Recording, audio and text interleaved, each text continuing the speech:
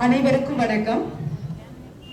ஆசிரியர் பணிக்கு இலக்கணமாக திகழ்ந்த டாக்டர் சர்வப்பள்ளி ராதாகிருஷ்ணன் பிறந்த நாளான செப்டம்பர் 5ஆம் தேதி ஆசிரியர் தினமாக ஒவ்வொரு ஆண்டும் இந்தியாவில் கொண்டாடுகிறோம்.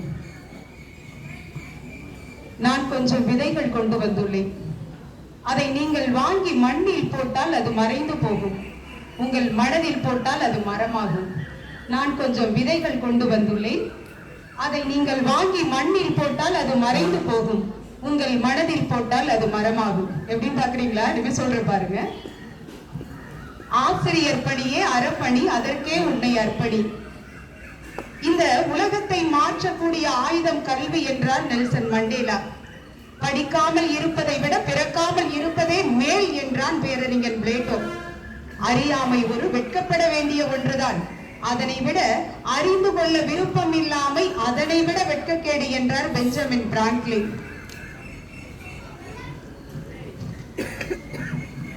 பெற்ற பிள்ளை கைவிட்டாலும் கற்ற கல்வி கைவிடாது என்றார் மகாத்மா காந்தி. மனிதன் தன்னுடைய கல்வியின் மூலமாக தன் அறிவை மேம்படுத்துவதை முக்கியமான பணியாக கொள்ள வேண்டும் என்றார் சுவாமி விவேகானந்தர். கத்தியினால் செய்த யுத்தங்களை விட புத்தியினால் செய்த யுத்தங்கள் அவ்வளவு சிறந்தது, கல்வி அவ்வளவு சிறந்தது.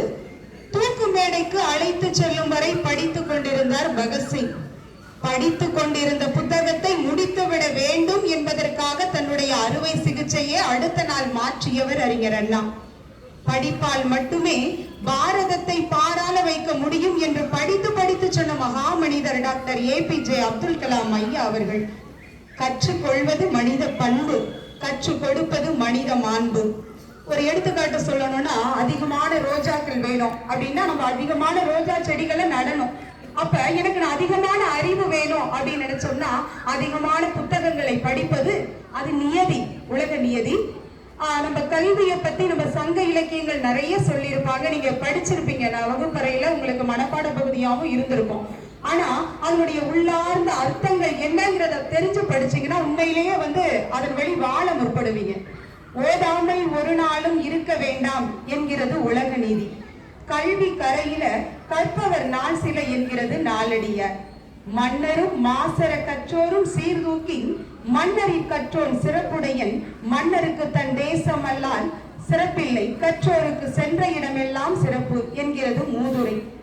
கற்கை நன்றே கற்கை நன்றே பிச்சை புகிலும் கற்கை நன்றே என்று கூறுகிறார் மன்னர் அதிவீர ராம பாண்டியர். மன்னனுக்கு தெரிஞ்சிருக்கு கல்வியினுடைய அருமை என்ன அப்படின்னு. எவ்வளவுதான் சங்க காலத்துல நிறைய புலவர்கள் இருந்திருப்பாங்க, கவிதை சொல்றதா இருக்கட்டும், அறம் சார்ந்த செய்திகளை சொல்றதா இருக்கட்டும். அங்க சங்க காலத்துல புலவர்கள் சொல்லுவதை விட ஒரு மன்னன் கல்வியின் பெருமையை அவ்வளவு சிறப்பா சொல்லி இருக்கிறாரு.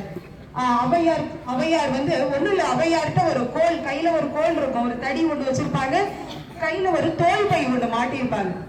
வயதான ஒரு பெண்மணி. இந்த உலகத்தையே ஆளக்கூடிய சக்தி அந்த அவையாருக்கு இருந்தது. ஒரே ஒரு அவருடைய கையில இருந்த அந்த ஓலைச்சுவடிகளை வைத்துக் கொண்டு. ஏன்னா அதிகமான் நெல்லிக்கனியே கொடுக்கிறாரு. ஏன்னா சாகாத வரம் பெற்ற நெல்லிக்கனி. அவங்களுக்கு நானா இருந்தா என்ன பண்ணிருப்பேன் தெரியுமா? வாங்கி ஏன்னா அந்த நெல்லிக்கனியோட மகத்துவம் என்னன்னா, அந்த நெல்லிக்கனியை சாப்பிட்டா சாகவே மாட்டாங்க, உயிரோட இருப்பாங்க அப்படின்னு. நானா இருந்தா வாங்கி நான் சாப்பிட்டுட்டு என் பிள்ளைங்களுக்கு எல்லாம் கொடுத்துட்டு ஸ்டோர் பண்ணி வச்சிருப்பேன் ஃப்ரிட்ஜ்ல. ஏன்னா ஃபியூச்சர்ல நம்ம என்னோட தலைமுறையெல்லாம் உயிரோட இருக்கணும் அப்படின்னு நினைச்சிட்டு வச்சிருப்பேன். ஆனா அந்த மன்னன் என்ன பண்றா தெரியுமா? உடனே வாங்கி ஔவையார்கிட்ட கொடுக்கிறாரு. இந்த நெல்லிக்கனியை சாப்பிடுறதுக்கு தகுதியானவர் நீங்க தான். ஏன்னா இந்த நாட்டை ஆளுகின்ற என்னைய விட இந்த கல்வியால் உலகத்தை ஆளுகின்ற உங்களுடைய வார்த்தை எல்லாருக்கும் தேவை. அதனால நீங்க உங்களுக்கு கொடுக்கறது நல்லது அப்படின்னு வகுப்பறையில சொல்லும் பொழுது உடனே மாணவர்களுக்கு ஒரு சந்தேகம், இதுல எல்லாம் நல்ல சந்தேகம் வரும். அப்ப ஏன் ஆசிரியர் அவையார் உயிரோட இல்ல, ஏன் இறந்துட்டாரு? அவையார் நெல்லிக்கனியை சாப்பிட்டா உயிரோட இருந்திருக்கணும் இல்ல, ஏன் இல்ல கேக்குற? இந்த மாதிரி எல்லாம் அறிவா கொஸ்டின் கேள்வி. என்ன அவையார் எழுதினி அத்தனை நூல்களை படிங்க, உண்மையிலேயே அறிவு வரும். அடுத்து கற்றது கை மண்ணளவு கல்லாதது உலக மண்ணளவு அப்படின்னு சங்க இலக்கியங்களை தவிர, நம்மளுடைய தமிழ் இலக்கியங்களை தவிர கல்வியை பற்றி இவ்வளவு சிறப்பா சொல்ல முடியாது. வேற எந்த இலக்கியங்களும் உலகத்துல சொல்லவே முடியாது.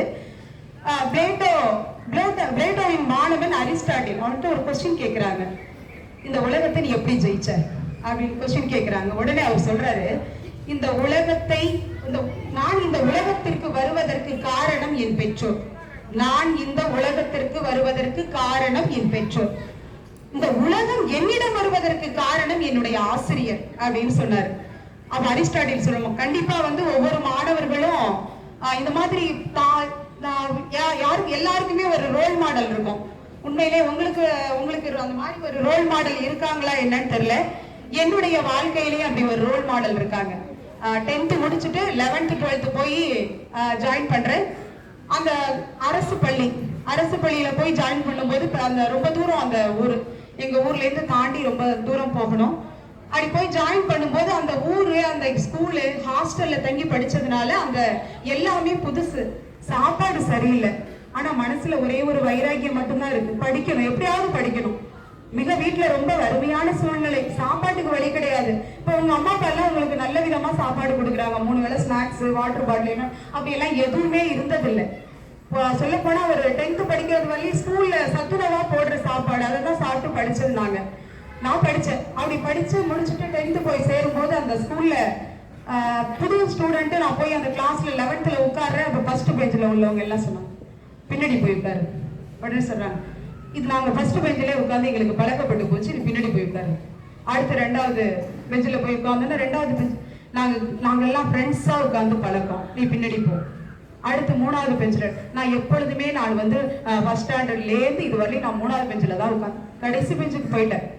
அந்த கடைசி பெஞ்சு தான் வாழ்க்கையில முதல் இடத்தை பிடிக்கிறதுக்கு என்ன வழிங்கிறத கத்து கொடுத்தது அந்த கடைசி பெஞ்சு தான். எனக்கு தனியா உட்கார்ந்துருக்கேன், ரொம்ப கஷ்டமா இருந்தது, படிக்கவே வேண்டாம், வீட்டுக்கு போயிருவோம் அப்படின்னு. ஆனா வீட்டுக்கு போனா எல்லாரும் ஸ்கூல் போறாங்க, உங்க பிள்ளை படிக்கலையான்னு கேள்வி கேட்பாங்க. அதனால எப்படியோ இந்த கிராமத்துல தத்தி படிக்கிறதுக்கு ஒரு வாய்ப்பு கிடைச்சிருக்கு, சரியா பயன்படுத்தணும். வந்தாச்சு. அடுத்த நாள் அந்த பள்ளியில அந்த இறுதி ஆண்டு முன்னாடி யாரு ஸ்கூல்ல ஃபர்ஸ்ட் மார்க் எடுத்தாங்களோ அவங்களுக்கு பிரைஸ் கொடுக்குறாங்க. ஃபுல்லா இப்ப நீங்க எப்படி உட்கார்ந்துருக்கீங்களோ அது மாதிரிதான் அங்க உட்கார்ந்துருக்காங்க. எப்படி கடைசியில உட்கார்ந்துருக்கேன், நான் தான் கடைசியில உட்கார்ந்துருக்கேன். ரொம்ப கண்ணீரை விட்டுட்டு எப்படி கீழே குனிஞ்சுட்டே உட்கார்ந்துருக்கேன். அப்ப சொன்னாங்க, அந்த ஹெச்எம் சொல்றாங்க, பிரைஸை கொடுத்துட்டு முதல் மதிப்பெண் வாங்கினவங்க அவங்கள கொடுத்துட்டு, இந்த வருஷம் யாரு இந்த பள்ளியில முதல் மதிப்பெண் வாங்குறாங்க அப்படிங்கிறத பார்ப்போம். ஏன்னா வெளியூர்ல இருந்து நிறைய பிள்ளைங்க சேர்ந்துருக்கிறீங்க, யாரு வாங்குறான்னு பார்ப்போம், போட்டி வைப்போம் அப்படின்னு. அப்பதான் தலையே நிமிர்ந்து பாக்குறது, அவங்க சொல்றது அப்பதான் கேட்கணும். தலை குடிச்சுட்டே உட்கார்ந்து அன்னைக்கு தலை நிமிர்ந்து அந்த வார்த்தையை கேட்டதுனாலதான் இன்னைக்கு எல்லா முன்னாடி பேசுறதுக்கு அந்த கல்வி எனக்கு வழிவகுத்தது. அந்த காமர்ஸ் அக்கௌண்ட்ஸ் தான் நான் எடுத்து படிச்ச, ரொம்ப விரும்பி படிச்சேன் அந்த குரூப். படிச்சதுக்கு அப்புறம் நான் கிளாஸ் நடக்குது, அக்கௌண்ட்ஸ் மிஸ் வரல, கிளாஸ் எடுத்து நான் அக்கௌண்ட்ஸ் போட்டுட்டு இருக்கேன், போர்டில் எடுத்து நடத்திட்டு இருக்கிறேன். இவங்க வந்தவங்க அந்த ஓரமா நின்று பார்த்துக்கிட்டே இருக்கிறாங்க, நான் எப்படி நடத்துறேன். அவங்க சொன்னாங்க உள்ள சொன்னாங்க ஒரு வார்த்தை, நீ நிச்சயமா ஃபியூச்சர்ல ஆசிரியரா தான் ஆவ. இல்ல நான் சிஏ ஆகணும், என்னுடைய ஆசை நான் சிஏ ஆகணும்ல ஆசைப்பட்டுட்டேன். இல்ல நீ ஆசிரியராக. அவருடைய வார்த்தை இன்னைக்கு என்னுடைய வாக்கா, அவருடைய வாக்கு இன்னைக்கு என்னுடைய வாழ்க்கையாக மாறியது. எங்க இருந்தாலும் இந்த ஆசிரியர் தினம் எங்களுக்காக இருந்தாலும் என்னுடைய ஆசிரியர்களுக்கு உண்மையில எந்த இடத்துல இருக்காங்கன்னு தெரியாது. இந்த இடத்துல கொண்டு நிறுத்தின அந்த ஆசிரியர் பெருமக்களுக்கு கண்டிப்பா என்னுடைய சிறந்தார்ந்த வணக்கங்கள். எங்க இருக்காங்கன்னு எனக்கு தெரியாது. நிச்சயமா ஃபியூச்சர்ல இது போல நீங்களும் சொல்லுவேன், எந்த இடத்த கடைசி இடமா உட்கார்ந்தனோ, எந்த பெஞ்சில கடைசி இடமா உட்கார்ந்தனோ அந்த இடம் தான் என்னைய சொன்னது, நீ முதல் இடத்துக்கு போ. அந்த பள்ளியிலேயே முதல் மாணவியா வந்தேன். அடுத்த வருஷம் பிரைஸ் வாங்கும் போது நான் நினைச்சேன், அதே இடத்துல நான் கடைசியா உட்கார்ந்து கேட்டேன். அந்த ஸ்கூல்ல ஃபர்ஸ்ட் ரொம்ப சந்தோஷம். எங்க ஸ்கூல்ல, எங்க ஊர்ல கிராமத்திலே ஃபர்ஸ்ட் மார்க் வாங்கினது நான் தான். அதுக்கப்புறம் பார்த்தா எல்லாமே ரோல் மாடல் ஆயிட்டேன். அதுக்கப்புறம் நீங்க எல்லாம் சினிமா நடிக்கிற ரோல் மாடல் அப்படியாச்சும் ஒரு மாதிரி ஆக்ஷன் எல்லாம் பண்ணுவானுங்க. அது போல நான் என்னுடைய ரோல் மாடல் சொன்னா என்னுடைய ஆசிரியர்கள் தான். அப்போ ஒரு நாள் பஸ்ல பாக்குறேன் அவங்கள, ஹெச்எம் பஸ்ல பார்த்த உடனே பஸ்ல காலில் விழுந்துட்டேன் அவங்கள்ட்ட. இந்த வாழ்க்கை நீங்க போட்ட பிச்சை மேம், நீங்க கொடுத்த பிச்சை. இன்னைக்கு நான் என்ன தெரியுமா, நான் ஒரு ஆசிரியரா இருக்கேன். நான் சென்னையில இருக்கிற ஒரு பிரில்லியன்ட் மெட்ரிகுலேஷன் மேல்நிலை பள்ளியில ஒரு தமிழாசிரியரா நான் பணியாற்றிட்டு இருக்கேன். கேட்டோட அவங்க ரொம்ப சந்தோஷப்பட்டாங்க. உன்னை சொல்லிக்கிட்டே இருப்பாங்கப்பா, நீ ஆசிரியரா தான் ஆவ அப்படின்னு சொன்னாங்க. ஆனா நிச்சயமா அதே போல ஆயிருக்கு அப்படின்னு. எந்த யாரு என்ன சொன்னாலும் சரி, அதெல்லாம் காதுல வாங்க கூடாது. நம்மளுடைய இலக்கு என்னைக்குமே நேரா இருந்துச்சு அப்படின்னா நிச்சயமா அதுல வெற்றி பெறுவோம். மற்றபடி சொல்லுவாங்க கண்டிப்பா தடைகள் நிறைய வரும், எவ்வளவு தடைகள் இருக்கும். ஃப்ரெண்ட்ஸ் தடுப்பாங்க, இல்ல குடும்ப சூழ்நிலை இருக்கும், எல்லாத்தையும் தாண்டி ஜெயிக்கணுங்கிற எண்ணம் மட்டும் மனசுல இருந்ததுன்னா கண்டிப்பா நான் இன்னைக்கு உங்க முன்னாடி நிற்பேன். உலகத்துக்கு முன்னாடி நீ நிற்ப, இந்த உலகத்துக்கு முன்னாடியே நீ நிற்ப. கண்டிப்பா எவ்வளவோ சாதனைகள் படைப்ப நிச்சயமா. அதனால இந்த தருணத்துல ஒரு ஆசிரியராக ஒரு அம்மாவா சொல்றது என்னன்னா, என்னுடைய ஒரு பணிவான வேண்டுகோள், மாணவர்கள் அத்தனை பேரும் நல்ல பழக்க வழக்கத்தோட கண்டிப்பா ஒரு ரோல் மாடல் யாராவது ஒருத்தர் இருப்பாங்க, அவங்கள நினைச்சிட்டு வாழ்க்கையில முன்னேறுவதை மட்டுமே உங்களுடைய குறிக்கோளாக கொண்டு வர வேண்டும் என்று இந்த நன்னாளில் உங்கள் அனைவரையும் விரும்பி கேட்டுக்கொள்கிறேன். வாய்ப்புக்கு நன்றி.